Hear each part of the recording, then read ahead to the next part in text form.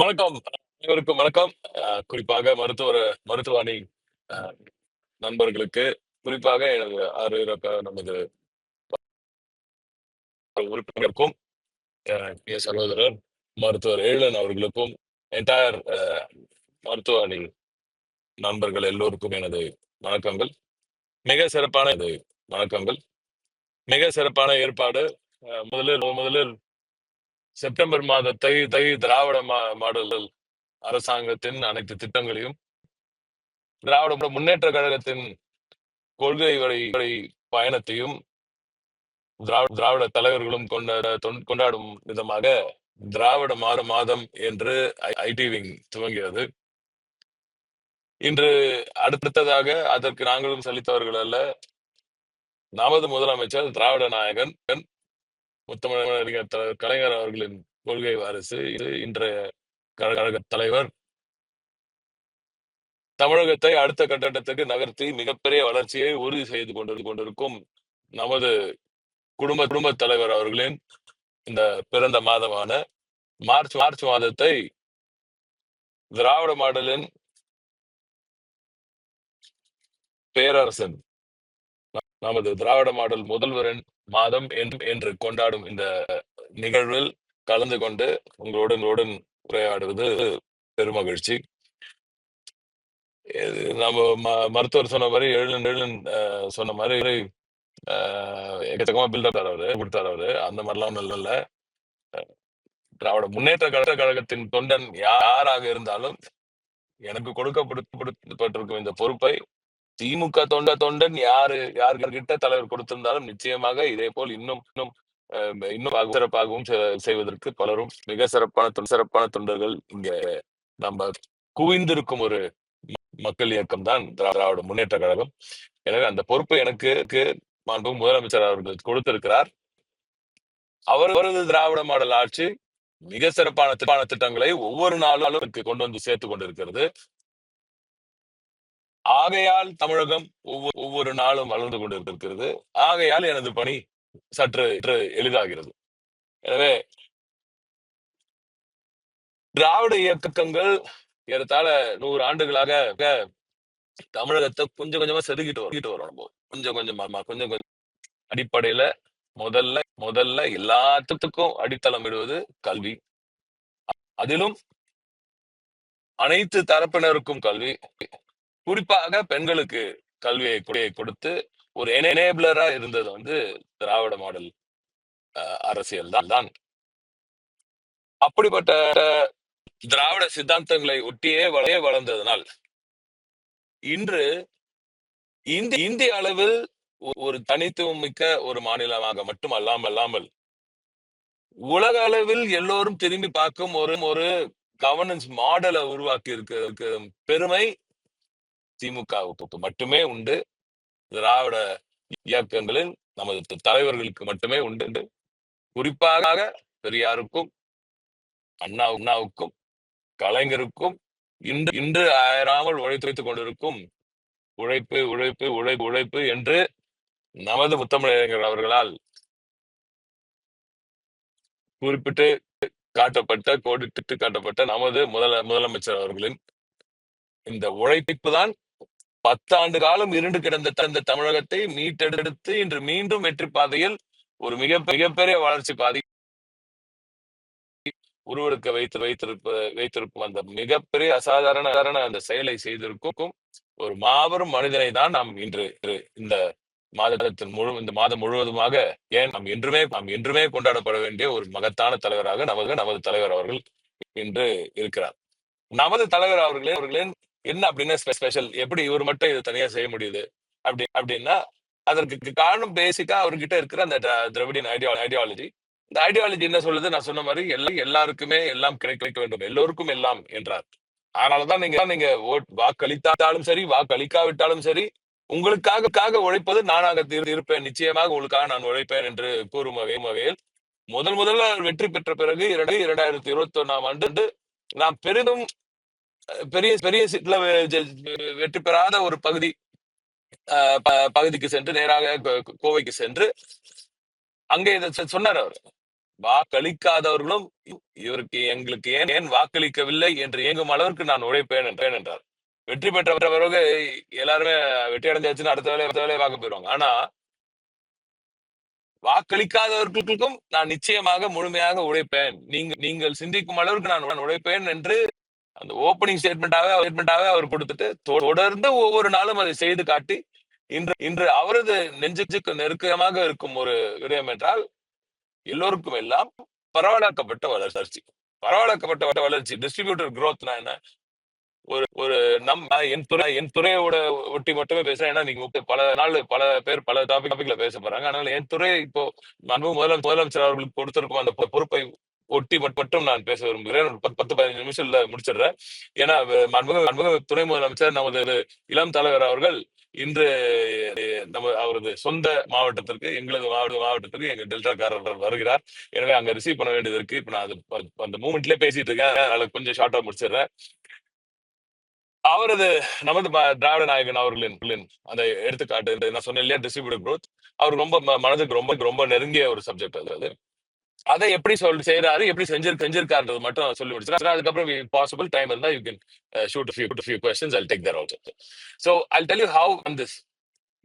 இனிஷியலா எல்லாமே அடித்தளம் வந்து கல்விதான். சோ இந்த கல்வியை கொடுத்து இவ்வளவு நாள் வளர்த்திருக்கிறோம். அதற்கப்புறம் அவர்களுக்கு பெண்களை எனேபிள் செஞ்சிருக்கோம். அவர்களுக்கும் கல்வியை உறுதி செய்தோம். அதற்கு பிறகு வந்தவுடன் எப்படிப்பட்ட திட்டங்களை கொண்டு வந்தார்? முதல்ல இலவச பேருந்தை கொண்டு வந்தார். பேருந்து மகளிர்கள் இன்னும் எக்ஸ்டென்சிவா அவங்க பண்ணலாம் அப்படின்ற ஒரு திட்டத்தை கொண்டு வந்தார். கலைஞர் மகளிர் உரிமை தொகையை கொண்டு வந்தார். அது முதல்ல இது ஒரு கோரிக்கையாக வைக்கிற எல்லாரும் மகளிர் உரிமை தொகைன்னு சொல்லிட்டு இருக்கீங்க சில பேர். அதை முதல்ல நிறுத்துங்க. முதல்ல முழுமையா சொல்லுங்க. மகளிர் உரிமை தொகை அந்த முழுசா சொல்லணும். அதை ஒரு திட்டத்தின் பெயரை நீங்க சொல்லும் பொழுது முழுசா தலைவர் பேரை சொல்லி அது சொல்லணும். அதை நான் கோரிக்கையாக இங்க வைக்கிறேன். அதை தாண்டி ஒரு திட்டமா இப்படி கொண்டு வந்து எனேபிள் பண்றாரு. அந்த ஈகோ சிஸ்டமா வீட்டுல இருக்கிற ஈகோ சிஸ்டமா எனேபிள் பண்றாரு. புதுமை பெண் என்ற ஒரு மகத்தான திட்டம் எப்படி பெண்களுக்கு அவர்களுக்கு காலேஜ்ல போய் சேர்ந்த உடனே அந்த இண்டிபெண்டன்ஸ் அவங்களுக்கு தெரியணும். அதற்கு மேலும் அவர்கள் தந்தை கோல தாய்மார்கள் அவர்கள் இல்லத்தில் இருக்கும் பெற்றோர்களுக்கு எந்த விதமான ஒரு பாரமாக இருக்கிறோமோ அப்படின்னு எண்ணக்கூடாதுன்றதுக்காக புதுமை பெண் என்ற ஒரு மகத்தான திட்டத்தை கொண்டு வந்திருக்கார். அதை தாண்டி நான் முதல்வன் என்ற எஃபர்ட். இதெல்லாம் எங்க கல்மினேட் ஆகுதுன்னு பாத்தீங்கன்னா ஒரு டேலண்ட் பில்டிங் எக்ஸசைஸ். ஒரு என்டையர் தமிழ்நாட்டுல நம்மளோட பெரிய பிளஸ் என்ன? தமிழ்நாடு இன்னைக்கு எங்க இருக்கு? நம்பர் ஒன் மாநிலம் இன் மேனுஃபேக்சரிங் சொல்றோம். ஏன் அதை சொல்றோம்னா 39,000 ஃபேக்டரிஸ் இருக்கு. ஏறத்தாழ 40,000 ஃபேக்டரிஸ் கிட்ட தமிழ்நாட்டுல. ரெண்டாவது பெரிய மாநிலம் பாத்தீங்கன்னா மகாராஷ்டிரால 28,000 பிளஸ் தான் இருக்கு. தமிழ்நாடு தான் இருக்கிறதுலே மோஸ்ட் அர்பனைஸ்ட் இன் இந்தியா. இது எப்படி சொல்றோம்? எல்லா ஊர் இப்ப நீங்க மற்ற மாநிலங்கள் எடுத்துக்காங்க. இப்ப கர்நாடகா எடுத்தீங்கன்னா நீங்க என்ன ஊர் பேர் நல்ல ஊர்ல நம்ம இண்டஸ்ட்ரி போகணும்னா நல்ல ஒரு அர்பனைஸ்ட் இடமா சொல்லுங்க அப்படின்னா எங்க சொல்லுவீங்க? பெங்களூர் சொல்லுவீங்க, மங்களூர் சொல்லுவீங்க, மைசூர் சொல்லுவாங்க சில பேர். அதுக்கப்புறம் என்ன இருக்கு? ஒண்ணு சொல்ல முடியல. ஆனா அதே போல நம்ம ஹைதராபாத் இருக்கிற ஆந்திர பிரதேஷ் எடுத்தீங்கன்னா ஹைதராபாத் பகுதியை தாண்டி நீங்க பெருசா ஒன்றும் பெரிய பேர் சொல்ல மாட்டாங்க. இப்ப மகாராஷ்டிரா சொன்னாங்கன்னா பூனா சொல்லுவாங்க, மும்பை சொல்லுவாங்க. அதுக்கு மேல எங்க அப்படின்னா கொஞ்சம் யோசிப்பாங்க. ஆனா தமிழ்நாட்டுல மட்டும்தான் நீங்க சென்னையில ஆரம்பிச்சீங்கன்னா சென்னையை தாண்டின உடனே இப்போ புதிதாக வந்திருக்கும் இந்த ராணிப்பேட் கிளஸ்டர் வருது. அதை தாண்டி அங்க போனீங்கன்னா ஹொசூர் கிளஸ்டர் வருது, தருமபுரி கிளஸ்டர் வருது, அப்புறம் நாமக்கல் கிளஸ்டர் வருது, சேலம் கிளஸ்டர் வருது, கோயம்புத்தூர் கிளஸ்டர், திருப்பூர் கிளஸ்டர் வருது, கீழே அப்படியே மதுரை கிளஸ்டர் வருது, திருச்சி கிளஸ்டர் வருது, தஞ்சாவூர்ல இப்ப இண்டஸ்ட்ரியலைசேஷன் ஆரம்பிச்சிருச்சு. நாகையில முந்தானத்து ஒரு மிகப்பெரிய பிரம்மாண்டமான அறிவிப்பை அறிவித்திருக்கிறார். சிப்காட் முதலில் டெல்டாவில் நமது தஞ்சை பகுதியில் தஞ்சாவூருக்கு முதல் சிப்காட்டை கொடுத்தவரும் நமது தலைவர் தான். நாகப்பட்டினத்துக்கு முதல் சிப்காட் கொடுத்தவரும் நமது தலைவர் அவர்கள் தான். அப்படி 2 மகத்தான திட்டங்களை அறிவித்திருக்கிறார். அங்கிருந்து அப்படியே கீழே போனீங்கன்னா பரவலாக்கப்பட்ட வளர்ச்சி மேல நம்ம சென்னை மட்டும் இல்லாம கோவை கிளாஸ் மட்டும் இல்லாம ஒரு 2-3 சிட்டிஸ்க்கு பக்கத்துல இருக்கிற கிளஸ்டர்ஸ் மட்டும் வளர்த்தெடுக்காம எவ்வளவோ திருநெல்வேலி வரைக்கும் கன்னியாகுமரி வரைக்கும் அனைத்து பகுதிகளுக்கும் வளர்ச்சியை கொண்டு போய் சேர்க்கும் வேளையில் நமது மாண்புமிகு திராவிட நாயகன் அவர்கள் ஈடுபட்டுள்ளார்.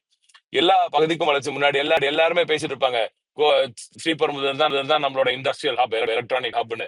இன்னைக்கு திருச்சிக்கு வந்தாச்சு. இன்னைக்கு திருச்சிக்கு எவ்வளவு பெரிய ஜாபலோட இன்வெஸ்ட்மெண்ட், மிகப்பெரிய இன்வெஸ்ட், ஒரு மேசிவ் எலக்ட்ரானிக் ஈகோ சிஸ்டம் ஒண்ணு புதுசா திருச்சியில வளர்வதற்கான வாய்ப்புகள் இருக்கு.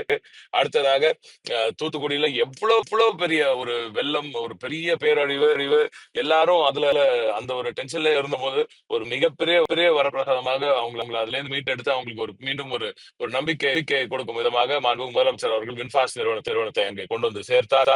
வின்ஃபாஸ்ட் நான் சொன்ன மாதிரி இந்த இயர் எண்ட்குள்ளேயே அவங்களோட ஃபங்க்ஷனிங் ஸ்டார்ட் ஆக போகுது. அந்த அளவுக்கு மேசிவ் பேஸ்ல அது பண்ணிட்டு இருக்காரு. மாண்புமிகு முதலமைச்சர் அவரோட ஸ்பெஷாலிட்டியே ஸ்பீட் தான். இன்று நாங்கள் எங்கு சென்றாலும் அந்த இடத்துல ஒரு எம்ஓ போடும்போது அவங்க ஏன் நீங்க வந்து தமிழ்நாட்டை சூஸ் பண்ணீங்க, நாங்க எப்பவுமே கடைசி அந்த கேள்வி கேட்போம். எல்லாம் பேசி முடிச்சு இல்ல சைன் பண்ண அப்புறம் எதுக்காக நீங்க ஒத்துக்கிட்டீங்க, எங்களுக்கு கத்துக்கிறதுக்காக கேட்கிறோம் நாங்க உங்களோட ஃபைனல் டெசிஷன் எதுல இருந்துச்சு அப்படின்னு சொல்லும் போது அவங்க இன்வேரியபிளி மோஸ்ட்லி அவங்க சொல்றதெல்லாம் the pace of governance, the speed of governance, அந்த ஸ்பீட், அந்த வேகம், உங்க தமிழ்நாட்டின் அரசின் அந்த வேகம் வந்து வேற எங்கேயுமே கிடைக்க மாட்டேங்குது. அது எங்களுக்கு ரொம்ப ஆகையால் தான் நாங்க தமிழ்நாட்டுக்கு வந்தோம் என்று இன்வேரியபிளி எல்லாருமே சொல்றாங்க. மிகப்பெரிய அளவுல எல்லாரும் சொல்றது, எல்லா முதலீட்டாளர்களும் சொல்வது, உங்க பேஸ் ஆஃப் கவர்னன்ஸ் இந்த தமிழ்நாட்டுல உங்க முதலமைச்சரோட ஸ்பீடு எங்களுக்கு ரொம்ப பிடிச்சிருக்கு. எல்லா கிளியரன்ஸும் சிங்கிள் விண்டோல இருக்கு, அதனால எங்களுக்கு ஈஸியா இருக்கு அப்படின்னு அவங்க சொல்றாங்க. ஒரு 200-250 கிளியரன்சஸ் எல்லாம் இப்போ இன்றைய நிகழ்வுல கிட்டத்தட்ட இன்றைய காலத்துல 200 கிளியரன்ஸ் தான் ஒரே சிங்கிள் விண்டோல கொண்டு வந்துட்டாரு. படிப்படியாக அது வந்து 100 அப்புறம் 150 ஆகி இப்போ 200 கிளியரன்சஸ் இன் ஒன் சிங்கிள் விண்டோல கிடைக்கிற ஒரு மகத்தான மாநிலமாக தமிழ்நாடு இருக்குது.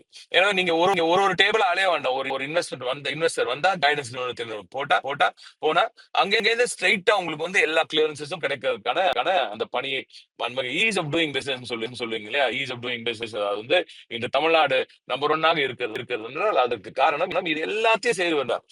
அதுல இப்போ ஒரு இன்வெஸ்டர் வரும் அடுத்த கட்டமா அவங்க சொல்றது ஸ்பீடுக்கு அப்புறமா அவங்க சொல்றது வந்து டேலண்ட் அவைலபிலிட்டி. அதெல்லாம் நான் மீண்டும் எல்லா இடத்துலயும் சொல்றது today Tamil Nadu is the talent capital of India. நான் மட்டும்தான் இந்த நீங்க சாதாரணமா நினைக்கிறேன், எனக்கு இன்னும் நம்ம கொண்டாட இன்னும் பெரிய அளவுல நம்ம கொண்டாட வேண்டும். அப்படிப்பட்ட மகத்தான ஒரு திட்டம் நான் முதல்வன் திட்டம். பிள்ளைகளுக்கு சரியான நேரத்துல அவங்களுக்கு இன்டர்வியூ பண்ணி அவங்களை அப்பீல் பண்ணி இண்டஸ்ட்ரி ரெடி ஆக்குறோம். இண்டஸ்ட்ரிக்கு தேவையான அவங்களோட ஸ்கில் செட்ஸை வந்து ஒவ்வொரு நாளும் அவர்களுக்கு பயன்படுத்தி இண்டஸ்ட்ரி கிட்ட இருந்து ஃபீட்பேக் வாங்குறோம். அவங்களுக்கு தேவையான ஃபீட்பேக் வந்து இன்ஸ்ட்ரக்ஷன்ஸை வந்து நான் முதல்வன் ஸ்கீம் வழியா அவங்களுக்கு 6 months கோர்சஸா பிள்ளைகளுக்கு கொடுக்குறோம். ஸோ பிள்ளைகள் அதுல வெளில வரும்போது இண்டஸ்ட்ரி ரெடியா இருக்காங்க. So talent is industry ready. So when you come to Tamil Nadu industry ready talent கிடைக்குது. அதே போல இத்தனை ஆண்டு காலமாக திராவிட மாடல் ஆட்சிகள் எல்லாம் வளர்த்து எடுத்ததுனால பிள்ளைகள் கிடைக்கும் போது talent let's say even high and talent, let's say ஒரு பிஹெச்டி சொல்லுங்க, பிஹெச்டி ஹை அண்ட் ஆர்என்டிக்கு வேணும். இப்ப நம்ம தமிழ்நாடு தான் ஆர்என்டி கேபிட்டலும் சொல்றோம். அப்படிப்பட்ட ஆர்என்டிக்கு ரிசர்ச் அண்ட் டெவலப்மெண்ட்டுக்கு ஆராய்ச்சிக்கு தேவைப்படுற பணியாளர்கள் வந்து எங்களுக்கு ஒரு பிஹெச்டி வாங்கின 1000 பேர் வேணும்னு கேட்டாங்க. ஒரு நிறுவனம், உலக பிரசித்தி பெற்ற ஒரு நிறுவனம், அவங்க வந்தாங்க, 1000 பேர் வேணும், அது எப்படி கஷ்டமாச்சு அப்படின்னாங்க. 1000 பேர், சரி 1000 பேர்ல எவ்வளவு பேர் மகளிர் வேணும், எவ்வளவு பேர் ஆண்கள் வேணும்? எங்களுக்கு 30% மகளிர் கிடைச்சா பெரிய விஷயம், எங்களுக்கு அது கொடுத்தீங்கன்னா பரவாயில்ல. நான் சொன்னேன், நான் 50% கொடுக்குறேன். 50% மகளிர் கொடுத்தோம், 50% ஆண்கள். ஸோ கிட்டத்தட்ட இந்த பிஹெச்டி கிடைக்கிறதே கஷ்டம்ன்றது போய் அதுல 50% மகளிரை கிடைக்கிற ஒரே மாநிலமாக இன்று தமிழ்நாடு தான் திகழ்கிறது. இதெல்லாம் தான் நம்ம கொண்டாட வேண்டிய ஒரு விஷயம். இதெல்லாம் தான் திராவிட மாடலின் ஒரு மிகப்பெரிய சாதனையாக நாம் எல்லோரும் கொண்டாட வேண்டியது இவைதான். வேற எந்த மாநிலமும் இதெல்லாம் யோசிச்சு கூட பார்க்க முடியாது. அதனால மீண்டும் நான் சொல்றது, Tamil Nadu does not consider other states as its competition. We consider only other countries as a competition. இந்த நமக்கு வந்து எந்த ஒரு மாநிலமும் போட்டி அல்ல, மற்ற நாடுகள் தான் நமக்கு மிகப்பெரிய போட்டியாகவே இருக்கின்றன. அதை நோக்கி நோக்கி தான் நாம் செல்லும். அது ஸ்காண்டினேவியன் கண்ட்ரிஸ், நம்ம இண்டஸ்ட்ரீஸ் எல்லாம் பார்த்து ஸ்காண்டினேவியன் கண்ட்ரிஸ் பார்ப்போம். இப்போ தொழில்துறையில ஒரு போட்டியா இருக்கு பாத்தீங்கன்னா இப்ப ஏசியன் செக்டர்ல மட்டும் பாத்தீங்கன்னா வியட்நாம் போன்ற நாடுகள் நமக்கு போட்டியாக இருக்கின்றன. அதைத்தான் நம்ம அதை நோக்கி தான் சொல்றோம். நீங்க வியட்நாமையும் நம்மையும் கம்பேர் பண்ணி பாத்தீங்கன்னா தமிழ்நாடுக்கும் வியட்நாமுக்கும் ஒரு பெரிய வித்தியாசம் இருக்காது. ஜிடிபி நம்பர்ஸ்ல எல்லா நம்பர்ஸையும் எடுத்து பாத்தீங்கன்னா நம்ம போட்டியெல்லாம் அங்கேதான் இருக்கு. இது போன்ற நாடுகளுடன் தான் தமிழ்நாட்டுக்கான போட்டி இருக்கிறது. அப்படி நாடுகளுடன் போட்டி போது நம்மளோட திறன் மேம்பாடும் சரி, நம்மளோட கவர்னன்ஸோட எஃபிஷியன்சியும் சரி, இது ரெண்டுமே ரொம்ப ஹையா இருக்கணும். அதற்காகத்தான் ஆபீசஸ் எல்லாம் கண்டினியூஸா ட்ரெயின் பண்றோம். நாம போய் சந்திக்கும் போது நாம் கொடுக்கும் அந்த ஃபிகர்ஸ் எல்லாம் பார்க்கும் பொழுது ரொம்ப ஆச்சரியத்தோட மற்ற நிறுவனங்கள் எல்லாம் பாக்குறாங்க. ஆகையால் தான் இன்று நிறுவனங்கள் தான் வந்து குவியுது. இப்போ தமிழ்நாட்டுல ஸ்ரீபெரும்புதூர் எடுத்தோம். அப்புறம் போனீங்கன்னா முன்னாடி ஹோசூர் இருக்கும். 1970களில் முத்தமிழர் தலைவர் கலைஞர் அவர்களின் முயற்சியினால் பாருங்க நம்மளால எப்படிப்பட்டாலும் எப்படி யோசிச்சிருக்காரு பாருங்க. ஒரு பகுதியில் எதில் இருக்கக்கூடாது, பரவலாக்கப்பட்ட வளர்ச்சியை பற்றி அன்றே சிந்தித்தார் முத்தமிழர் தலைவர் கலைஞர் அவர். அதனாலதான் நீங்க டிவிஎஸ் போன்ற நிறுவனங்கள் எல்லாம் நீங்க வாங்க, நான் உங்களுக்கு கூட்டிட்டு போய் அங்க இடம் கொடுத்து அங்க மிகப்பெரிய அளவுக்கு இடத்தை கொடுத்து அங்க ஒரு இண்டஸ்ட்ரியல் பூமை உருவாக்கினார். இன்று ஆகத்தான் பாத்தீங்கன்னா எலக்ட்ரானிக்ஸ்ல எப்படி ஸ்ரீபெரும்புதூரோ இவி சைட்ல மிகப்பெரிய வளர்ச்சியை ஹொசூர் கண்டு கொண்டு இருக்கிறது. அங்கேயும் ஒரு எலக்ட்ரானிக் ஈகோ சிஸ்டமும் இப்ப வளர்ந்து கொண்டு இருக்குது. அதே போல கோவையில எடுத்தீங்கன்னா நீண்ட காலமாக கோவை வந்து தானா வளர்ந்துட்டு இருந்துச்சு. ஏன்னா அங்க நிறைய ஆண்டர்பிரனர்ஸ் வந்து நிறைய பேர் ரொம்ப அற்புதமாக உழைக்கக்கூடிய ஆண்டர்பிரனர்ஸ் நிறைய நிறைந்த ஒரு பகுதி. ஆக அவர்களுக்கு சரியான ஒரு உதவி இல்லாம இருந்துச்சு. அதை வந்து நம்ம திராவிட நாயகன் அவர்கள் சொன்னது போல அங்க போய் வாக்களிக்காதவர்களுக்கும் நான் செய்வேன் அப்படின்னு அவர் உறுதியளித்தது போலவே இன்று கோவையில ஒரு மிகப்பெரிய செமிகண்டக்டர் ஈகோ சிஸ்டமே வளர்த்து எடுத்துட்டு இருக்கோம். பெரிய R&D ஈகோ சிஸ்டம் வளர்ந்துட்டு இருக்கு. அங்க இருக்கிற அற்புதமான கல்லூரிகள், அந்த கல்லூரிகளை ஒட்டி அந்த ஈகோ சிஸ்டம் வளர்ந்துட்டு இருக்குது. போல நம்ம டெல்டால எதுவுமே வரலன்னு சொன்னாங்க. இன்று திருச்சிக்கு ஜாப்ல வந்துருச்சு, தஞ்சைக்கு இவ்வளவு பெரிய சிப்கார்ட் அறிவிச்சாச்சு, நாகைக்கு சிப்கார்ட் அறிவிச்சாச்சு. அடுத்தபடியாக மதுரைக்கு அது தொடர்ந்து நிறைய பேர் வந்து மதுரை என்னாச்சு அப்படின்னு சொல்லி கேட்டுட்டே இருந்தாங்க. உங்களுக்கே நல்லா தெரியும், massive 5 lakh plus square feet Tidel கொண்டு வந்தாச்சாங்க. அதை தாண்டி இன்னொரு சிப்கார்ட்டும் அருகாமையிலேயே வெகு விரைவில் வரப்போகிறது. அதற்கான வேலையும் துவங்கி விட்டோம். பக்கத்துல ஏற்கனவே அதுக்கு டிமாண்ட் ரொம்ப ஹையா வந்துடுச்சு. இன்னும் இடம் கிடைச்சாலும் பரவாயில்ல. இப்ப நம்மளுக்கு பிரச்சனை வந்து இந்த மாதிரி மதுரை, கோவை போன்ற பகுதிகளில் வந்து நிலம் கிடைப்பதுதான் நம்மளுக்கு பிரச்சனையாக தவிர இன்ட்ரெஸ்ட்டுக்கு குறைச்சலே இல்ல. அவ்வளோ இன்வெஸ்டர்ஸ் ரெடியா இருக்காங்க. கொண்டு வந்து அவரோட முதலீடு வைப்பதற்கும் வேலை வாய்ப்புகளை வழங்குவதற்கும் இன்வெஸ்டர்ஸ் நிறைய இருக்காங்க நம்ம கோவை அண்ட் மதுரை பகுதிக்கு வருவதற்கு. ஆனா உங்களுக்கே நல்லா தெரியும், சில நேரங்களில் இது அரசியல் ஆக்கப்படுகிறது. நம்ம எந்த ஒரு விளைநிலங்களையும் நம்ம என்றுமே எடுக்க போறதில்ல. நமது முதலமைச்சர் அவருக்கு விளைநிலங்களை பற்றி நன்றாக அணிந்தவர். எனவே அவர் போய் வந்து எந்த காலத்திலும் விளைநிலங்களை மேசிவா எடுக்கணும்ன்ற ஒரு முயற்சியில நிச்சயமா எங்களை இறங்க விட மாட்டார். சோ எந்த இடத்துல ட்ரை லேண்ட் இருக்கோ, எங்க அரசு புறம்போக்கு இருக்கோ அது மட்டும் தான் இப்ப பண்ணிட்டு வரோம். சோ அப்படி இருக்கிற இடத்துல வந்து நம்ம ஒரு திட்டங்கள் வரும்போது அது அனைவரும் அந்த பகுதிக்கான வளர்ச்சியாக நீங்கள் எல்லோரும் நீங்கள் அதை சிந்திக்க வேண்டும் என்ற கோரிக்கையை நான் வைக்கிறேன். அதே போல நம்ம நீண்ட காலமாக திருநெல்வேலியில Nanguneri, dream project of Kalaignar and Murasoli Maran அவர்கள், அந்த நாங்குநேரி திட்டம் ஒரு சின்ன ஒரு லீகல் இஷ்யூல டஸ்ல இன்னும் மாட்டிக்கிட்டு இருக்கு. அதற்கான முயற்சியில முழுமையாக இறங்கி இருக்கிறோம். வெகு விரைவில் நாங்குநேரி ரியாலிட்டி ஆகும். ரொம்ப சீக்கிரமா அதற்கான நல்ல செய்தியும் வரவிருக்கிறது. அதே போல் கன்னியாகுமரிக்கு மிகப்பெரிய வளர்ச்சி வெகு விரைவில் நல்ல செய்தி காத்திருக்கிறது. அதற்கும் நீங்கள் தயாராக இருக்கலாம். மாண்பு முதலமைச்சர் அவர்கள் ரொம்ப சீரியஸா அதை பார்த்துட்டு இருக்காரு. அவர் வந்து நிச்சயமாக கன்னியாகுமரிக்கு நம்ம ஒரு மிகப்பெரிய வளர்ச்சியை உறுதி செய்ய வேண்டும் என்று அவர் கேட்டுக்கொண்டிருக்கிறார். எனவே அதை நோக்கி நமது அதிகாரிகள் எல்லாம் நாங்கள் எல்லோரும் உழைத்துக் கொண்டிருக்கிறோம். வெகு விரைவில் அதற்கும் நல்ல செய்தி வரும் என்று நம்பலாம். எனவே இப்படி பரவலாக்கப்பட்ட வளர்ச்சியை உறுதி செய்வது எப்படி எளிதா இருக்கு? நாம மோஸ்ட் அர்பனைஸ்ட் ஸ்டேட் எப்படி தலைவர் கலைஞர் அவர்கள் இருக்கும்போது இது யூபிஏல அவர் சண்டை போட்டு இந்த இவ்வளவு சாலைகளை அந்த தொலைநோக்கு சிந்தனையை நீங்க யோசிச்சு பார்க்கணும். நான் கொஞ்சம் அவசரமா பேசுறேன், உங்களுக்கு திரும்ப பின்னாடி வந்துட்டு இருக்காரு. சோ அதுக்கு ஒரு சிசிவம். பட் எனிவே நான் உங்களுக்கு I know you will understand எப்படி பிளான் பண்றாங்கன்னு பாருங்க. ஃபர்ஸ்ட் கல்வி and then connectivity. So connectivity எதுக்கு? நீங்க ஒரு ப்ராடக்ட் மேனுஃபேக்சரிங் பண்ணணும்னா ப்ராடக்ட் மூவ்மெண்ட்டுக்கு கனெக்டிவிட்டி ரொம்ப most important. So roads plus roads connecting ports இல்லையா? ஏர்போர்ட்டையும் சரி, சி போர்ட்ஸையும் சரி, இதை கனெக்ட் செய்யக்கூடிய போர்ட்ஸ். அதனாலதான் நீங்க வந்து 58,000 கோடி யூபிஏ கவர்மெண்ட்ல 58,000 கோடிக்கான சாலைகளை கலைஞர் அவர்களும் தந்தையார் அவர்களும் ஒரு 2 பேரும் அவங்க பிளான் பண்ணி கலைஞர் அவர்களின் முயற்சியில் அவர்களது ஆசீர்வாதத்தோடு அவ்வளவு திட்டங்கள், சாலை திட்டங்கள் தமிழ்நாட்டுக்கு போடப்பட்டது. சோ ஃபர்ஸ்ட் கல்வியை கொண்டு வந்துட்டோம். அதுக்கு சஸ்டெயின்டா ஒரு இம்பர்டன்ஸ் கொடுத்துட்டே இருக்கும். கல்வியை தள்ளிக்கிட்டே இருக்கும், புஷ் பண்ணிட்டே இருக்கும். படி படி படி படி படி படின்னு நம்ம தலைவர் இன்றும் சொல்ற போல படி படி படின்னு நம்ம பிள்ளைங்க அந்த சைட் புஷ் பண்ணுது. திமுக சாலை கட்டமைப்புகள், உட்கட்டமைப்பு வசதிகள் எல்லா இன்ஃப்ராஸ்ட்ரக்சர் கொண்டு வரும். அது படி படி படின்னு சொல்றதுக்கு எப்படி எவ்ரி 3-4 கிலோமீட்டர்ஸ்க்கு ஒரு ஸ்கூல் எல்லாம் கொண்டு வந்து அந்த இன்ஃப்ராஸ்ட்ரக்சர் ரெடி பண்றாரோ, அதே போல ஹெல்த் இன்ஃப்ராஸ்ட்ரக்சர் எப்படி ஒவ்வொரு கிராமத்தையும் ஹெல்த் இன்ஃப்ராஸ்ட்ரக்சர் அதற்கு பிறகு சாலை உட்கட்டமைப்பு வசதி, சாலைகள், பாலங்கள், எவ்வளவு பாலங்கள் அந்த நாம் ஒன்றிய அரசு சரியான துணை நமக்கு இருந்த பொழுது எவ்வளவு பாலங்கள், எவ்வளவு திட்டங்கள், எவ்வளவு ரயில் திட்டங்கள் எத்தனை வச்சு எனக்கு கடந்த 10 ஆண்டுகளா என்ன ட்ரெயின் புதுசா வந்துச்சு தமிழ்நாடுக்குன்னு தெரியல. என்னத்துக்கு வச்சாங்க ஒண்ணுமே வரல. இதுக்கு 10 ஆண்டுகளாக ஒன்றிய அரசு நமக்கு ஒரு பெரிய பெரிய ட்ரெயின்ஸ் எல்லாம் கொடுத்த மாதிரி எனக்கு தெரியல.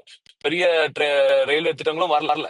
சோ எதுக்கான இதெல்லாம் ரொம்ப இம்பார்ட்டன்ட் ஃபார் இண்டஸ்ட்ரியலைசேஷன்ல மூவ்மெண்ட்டுக்கு பெரிய சாலைகளும் பெரிய ரயில்வே திட்டங்களும் இதெல்லாம் ரொம்ப அத்தியாவசியமாகின்றன.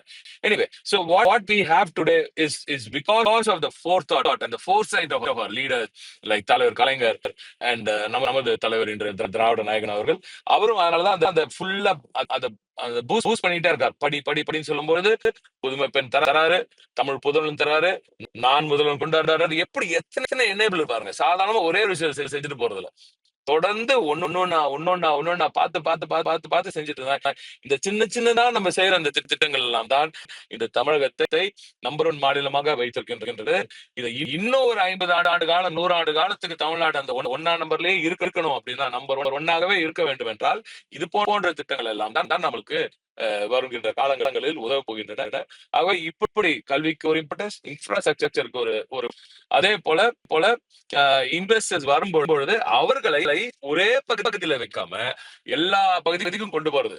வாங்க, நீங்க சென்னைக்கு வந்தீங்கன்னா உங்களுக்கு இன்சென்டிவ்ஸ் வந்து பெருசா கொடுக்க மாட்டோம். நீங்க வாங்க சவுத்துக்கு, வாங்க சவுத்துக்கு இந்த இடத்துல பாருங்க. நீங்க போய் பாருங்க. தமிழ்நாடு என்னன்னே தெரியாம நீங்க பாடு வெளில உட்காந்து பேசாதீங்க, வந்து பாருங்கன்னு சொல்லி அவங்கள நாங்க கூட்டிட்டு போறோம். எவ்வளவோ டூர்ஸ் கூட்டிட்டு போயிருக்கோம். வர இன்வெஸ்டர்ஸ் கூட்டு போறோம், வர அம்பாசிடர்ஸ் கூட்டிட்டு போறோம், வர கான்சல் ஜெனரல்ஸ், அதான் மற்ற நாடுகள்ல இருந்து வர கான்சல் ஜெனரல்ஸ் எல்லாரையுமே டூர் கூட்டு போறோம். அவங்களுக்கு கொண்டு போய் காட்டுறோம். பாருங்க தமிழ்நாடு எல்லாம். நீங்க இந்தியா அப்படின்னு நினைக்கும் போது, அந்த இந்தியாவை பத்தி நினைக்கும் போது என்ன இமேஜ் மண்டல நீங்க மனசுல வச்சிருப்பீங்களோ அதே இமேஜோட தமிழ்நாட்டை பார்க்காதீங்கன்றது என்னோட ஃபர்ஸ்ட் ஸ்டேட்மெண்டாவே இருக்கும் எப்பவுமே. அதேபடிதான். ஏன்னா எல்லாருக்கும் இந்தியான்னா ஒரு பிக்சர் இருக்கும். அது இல்லங்க தமிழ்நாடு. இது வேறங்க. இது திராவிட நாடுங்க. திராவிட மாடல் ஆட்சிகளால் வளர்த்தெடுக்கப்பட்ட செதுக்கிய அற்புதமான ஒரு பிரம்மாண்டமான ஒரு அற்புதமான தமிழ் நாடுங்க இது அப்படின்னு அவங்க கிட்ட எடுத்து கூறி அவங்களுக்கு கொண்டு போய் காமிக்கும் போது வாயை பொழந்துட்டு என்னங்க இது இந்தியாவில இருக்கா இந்த மாதிரி ஒரு ஊரு அப்படின்னு அவங்க பார்த்துட்டு மிரள்ற அளவுக்கு ஒரு அற்புதமான கட்டமைப்பை தந்தது திராவிட மாடல் ஆட்சிகள். நமது திராவிட மாடல் பேரரசன் கலைஞர் அவர்கள் அவர் பெற்றெடுத்த இந்த பிள்ளை நமது திராவிட நாயகன் அவர்களது ஆட்சியில் நிச்சயமாக மகத்தான வளர்ச்சி, இன்னும் பிரம்மாண்டமான வளர்ச்சி. அடுத்த 2026ஆம் ஆண்டு 7வது முறை திராவிட முன்னேற்ற கழகம் ஆட்சி அமைக்கும் பொழுது 2வது முறையாக நமது முதலமைச்சர் முத்துவேல் கருணாநிதி ஸ்டாலின் எனும் நான் என்று அவர் சொல்லும் பொழுது அடுத்த கட்ட நகர்வுக்கு தமிழ்நாடு நிச்சயமாக காத்திருக்கும் மிகப்பெரிய வளர்ச்சி நிச்சயமாக உறுதி. இந்த ரீன்ல இந்த ஒரு ஆட்சியில அவரது முதல் ஆட்சியில அவர் அதற்கான பவுண்டேஷனை இட்டிருக்கிறார். இதன்லேருந்து ஒரு குவாண்டம் லீப் இந்த பவுண்டேஷன்ல இருந்து நாம் எடுக்க போறோம். மிக பிரம்மாண்டமான வளர்ச்சி. தமிழகத்தின் அனைத்து பகுதிகளுக்கும் உறுதி.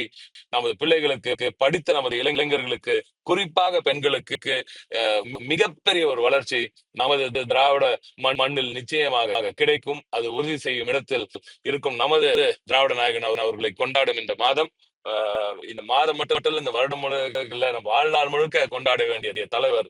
அப்படிப்பட்ட தலைவர் அவர்களுக்கு மருத்துவமனை செய்யும் இந்த கொண்டாடும் இந்த மாதம் வெற்றி பெற எனது வாழ்த்துக்களை கூறி விடைபெறுகிறேன். நன்றி, வணக்கம். ஏதாவது கேள்வி குயிக்கா சொல்லுங்க. Rapid fire. இப்போ வந்து ஐடி பில்டிங் செக்ரட்டரியா ஒரு கேள்வி அஜய் கோயம்புத்தூர் கேட்டிருக்காரு. சங்கீஸோட ஃபால்ஸ் நெரேட்டிவ் எப்படி வந்து திராவிடியன் நெரேட்டிவ் ஓவர் கம் பண்றீங்க ஐடி விங் செக்ரட்டரியாக இந்த கேள்வி கேட்டிருக்காரு அஜய் ஃப்ரம் கோயம்புத்தூர். அதுல நான் ஒண்ணு சொல்லணும், நிச்சயமா this is not just IT wing.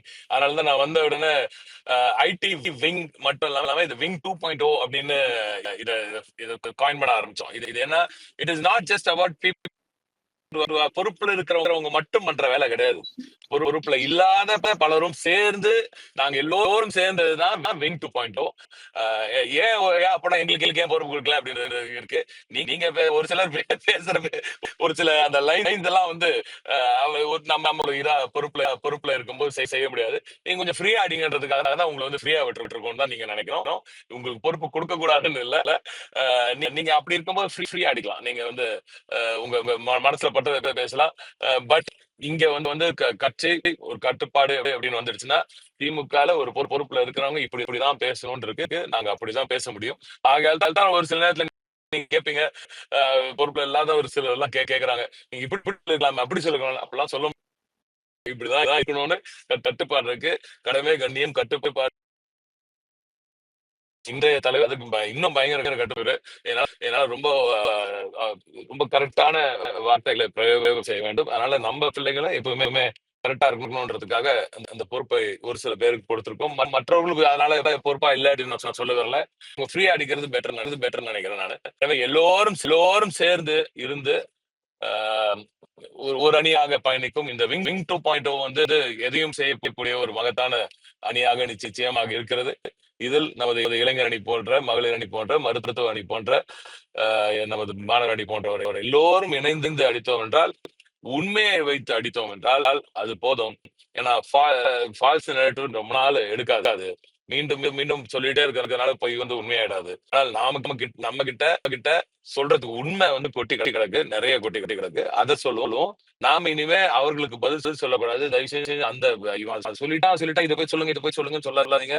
நாம சொல்ல வேண்டியது 1000 இருக்கு, அதை சொல்லலாம். போதும். அவர்களுக்கு பதில் சொல்றதை குறைத்து விட்டு நாம் கொடுக்கும் நரேட்டிவ்க்கு இனி அவர்கள் பதில் சொல்வார்கள் என்று நாம். Super answer. Second question, Vishwaram from Chennai. நம்மளோட லாங்குவேஜ் பாலிசி இண்டஸ்ட்ரி டெவலப்மென்ட்க்கு எப்படி கொலாபரேஷன் ஆயிருக்கு? நம்மளோட இருமொழி கொள்கை. ஃபேண்டாஸ்டிக். சோ இப்போ நீங்க தமிழ்நாட்டுல மட்டும் இல்ல, இந்தியாவில இருக்க பல பகுதிகளும் சரி, உலகமெங்கும் சரி, இன்று கொடிக்கு வெட்டி பறக்கும் நமது தமிழர்கள் அவர்கள் வெற்றி அடைந்திருப்பதற்கான முழு காரணம் வந்து ஆங்கிலம் தான் என்று சொல்ல வேண்டும். ஏன்னா அந்த இருமொழி கொள்கையில இருந்ததுனாலதான் நீங்க நம்ம பிள்ளைங்க ஒரு சாதாரண எளிய குடும்பத்துல இருந்து வர பிள்ளைகளுக்கு நாம டெக்னிக்கல், மேத், சயின்ஸ், இதெல்லாம் சோசியல் சயின்ஸ் இது எல்லாத்தையும் கத்துக் கொடுக்குற அதே நேரத்துல வீட்டுல நம்ம பேசுற ஒரு மொழியை நம்ம இயல்பா தாய்மொழியை கத்துக்கிறது கொஞ்சம் எளிதாக இருக்கும்.